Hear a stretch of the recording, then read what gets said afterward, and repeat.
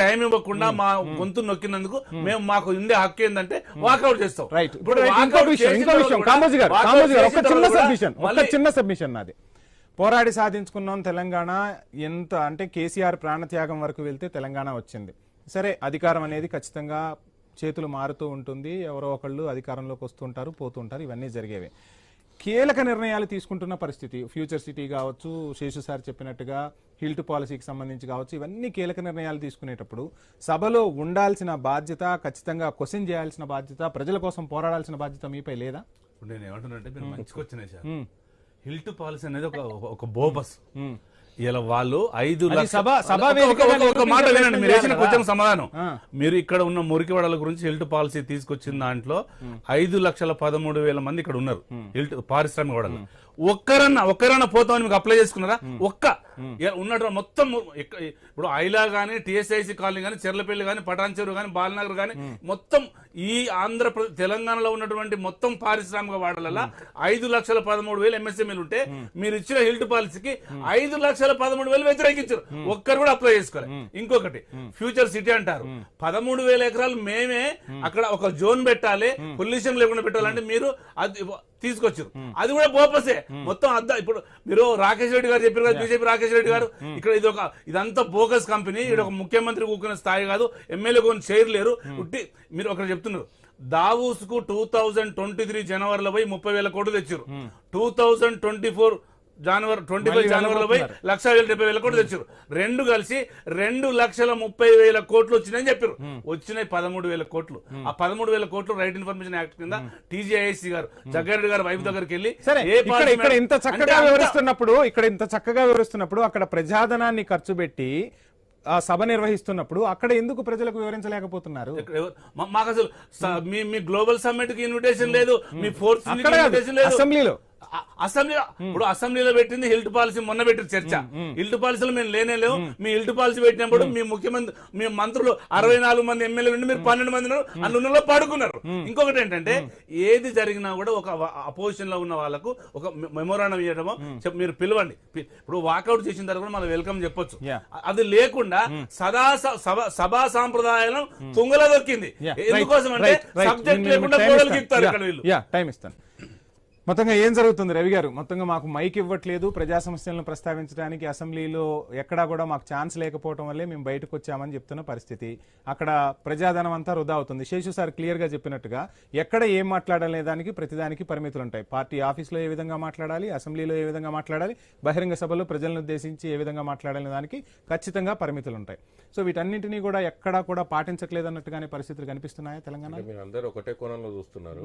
Seshu sir గానీ, Venkateswara sir గారు కానీ, నేను ఒక క్వశ్చన్ నేనేమంటున్నా అంటే, ఈరోజు చట్టసభలు దేనికున్నాయి, నియోజకవర్గంలో ఒక ప్రజాప్రతినిధి ఎందుకు అనుకుంటారు, ప్రజలు ఎందుకోసం ఎన్నుకుంటారు అనే విషయాన్ని ఈరోజు రేపటి తరాల్లో మేము కూడా అసెంబ్లీకి వెళ్ళాలనుకున్నట్టు యువతరము మాకు మీరు చెప్పాలి సార్. శేషు సార్ ఒకటే వైపుగా చెప్పకండి. నేనేమంటున్నా అంటే, ఇది తప్పుగా అనుకోకండి. నేను ఒక యువకునిగా నేను అడుగుతున్నా, చట్టసభలకు వచ్చేవాళ్ళు, చట్టసభకు ఎన్నికైన వాళ్ళు, వాళ్ళ బాధ్యత ఏముంటే జీతం తీసుకోపోనికి వస్తారా? ఈరోజు నువ్వు ఒక ప్రతిపక్ష నేత అనుకుంటున్నావు, ఇది ఒక ప్రత్యేక రాష్ట్రము, ఈ రాష్ట్రం కోసం పోరాటం చేసినా అని చెప్పి నువ్వు బాపు అని చెప్పి నువ్వు దేవుడు అని చెప్పుకుంటావు. నువ్వు ఎలివేషన్స్ ఇచ్చుకోనికే మాత్రమే మీ పార్టీ బతుకుతుంది. ఈరోజు ప్రజల పక్షం, ప్రజల కోసం పోరాడనికే మాత్రం వాళ్ళు బతుకుతలేరు. మళ్ళీ దాని గురించి ఎందుకు సార్ మాట్లాడరు? ఈరోజు తెలంగాణ ప్రభుత్వం ఏం చేస్తుంది, ఏం చేయలేకపోతుంది అనే దాని మీద సరే ప్రశ్నించిండ్రు, తప్పు లేదు, ప్రశ్నించాలి. మేధావులు మీరు అందరు కూడా ప్రశ్నించాలి, హక్కు మీకుంది. కానీ నేను ఇంకో క్వశ్చన్ కూడా అడుగుతున్నా, ఈరోజు తెలంగాణ జరుగుతున్నటువంటి దాంట్లో ఎవరు బూతులు మాట్లాడుతున్నారు సార్? ఎవరు ఫస్ట్ బూతులు స్టార్ట్ చేశారు సార్? ఎవరు ఏ రకమైనటువంటి బూతులు మాట్లాడుతున్నారు సార్? అసలు ఏ రకమైనటువంటి ప్రెస్ మీట్లు పెట్టి వీళ్ళు ఎందుకు మాట్లాడుతున్నారు సార్? అసలు వీళ్ళకి ఒక సంస్కారం లేకుండా వీళ్ళు మాట్లాడుతున్న దాన్ని ఎవరు కూడా ప్రశ్నిస్తలేరు. ఎంతసేపు ఉన్నా ముఖ్యమంత్రి అట్లా అంటాడు, ముఖ్యమంత్రి ఇట్లా అంటాడు. సరే, ముఖ్యమంత్రి మీద మీకు అందరికి అక్కస్తుందేమో, ఈ రోజు ఒక కింది స్థాయి నుండి వచ్చినటువంటి వ్యక్తి ముఖ్యమంత్రిగా ఉండడం మీకు నచ్చుతలేదేమో. అహంకారి, దురహంకారం, నేనేమంటున్నా, దురహంకారం, అహంకారం ఉన్నోళ్ళే కావాలనుకుంటేనేమో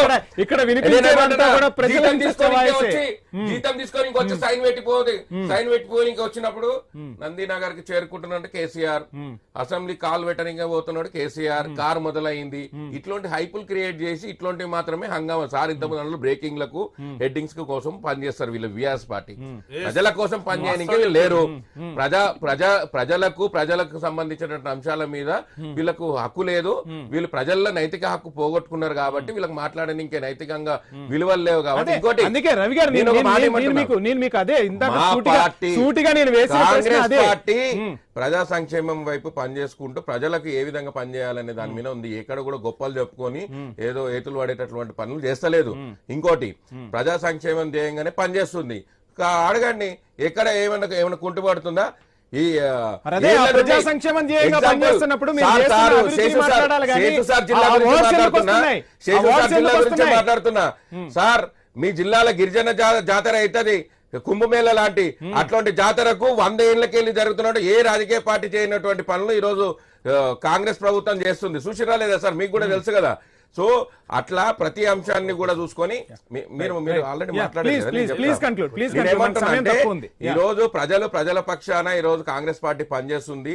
ఈరోజు పేద ప్రజలకు కావాల్సినటువంటి రేషన్ కార్డులు ఇచ్చింది, పేద ప్రజలకు మహిళలకు ఉచితంగా బస్సులు పెట్టింది. ఇట్లాంటి సంక్షేమ పథకాలు తీసుకొస్తుంది. దీనిలో మీద మాట్లాడండి. మీకు ప్రజా సమస్యలు మాట్లాడడానికి ముఖం లేక ఈ రోజు మీరు చేస్తున్నటువంటి దొంగ కథలన్నీ బయట పడతాయని డ్రామాలు చేసుకుంటా మాట్లాడితే హరీష్ రావు మాట్లాడాలి, కేటీఆర్ మాట్లాడాలి, కేసీఆర్ మాట్లాడాలి. ఈ ముగ్గురు తప్పించి వేరేవాడు మాట్లాడితే పార్టీలో హైప్ వస్తుంది, వాడు పెద్ద లీడర్ అవుతాడని వీళ్ళు ఎవరిని మాట్లాడనియారు. లేకుంటే అలా ఏమంటారు కొత్తగా డ్రామా ఆర్టిస్ట్ తెచ్చుకున్నారు కదా వీళ్ళు. వంశీ గారు మీరు నాకు ఛాయిస్ ఇవ్వాలి. మీరు అన్ని పార్టీలు మాట్లాడుతున్నప్పుడు ఇప్పుడు ఐ న్యూస్ కు ఒక చెడ్డ పేరు ఉంది. కేటీఆర్ బ్యాక్గ్రౌండ్ అని మీరు అట్లాంటి వాడద్దు. మీరు నాకు కూడా మైక్ కట్ చేస్తే నేనేమంటా అంటే నేను కూడా చెప్తున్నా. నేనేమంటున్నా అంటే ఈరోజు ఒక స్వేచ్ఛగా సార్ మీరు అవార్డు వెనక్కి తీసుకోవాలి. ముందుగా మీరు అవార్డు